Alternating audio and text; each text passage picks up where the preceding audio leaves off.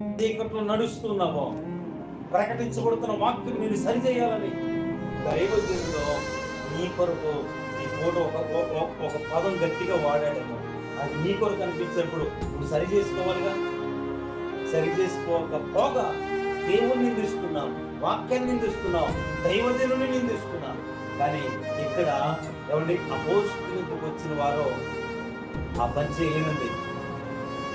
దేవుని వాక్యమిని వారు పొడవబడి, అయ్యా మేము రక్షణ పొందడానికి ఏం చెయ్యాలి అని చెప్పి వారి యుద్ధకు రాగలిగారు.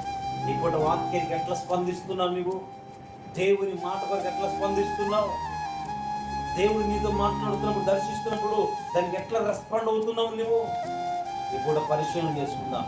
నీ బలహీనత ఏదైనా దేవుడు నిన్ను స్వస్థపరుస్తాడో, అయితే మాట్లాడుతున్న దేవుని వాక్యానికి, ప్రకటించబడుతున్న దేవుడు హల్లెలూయా.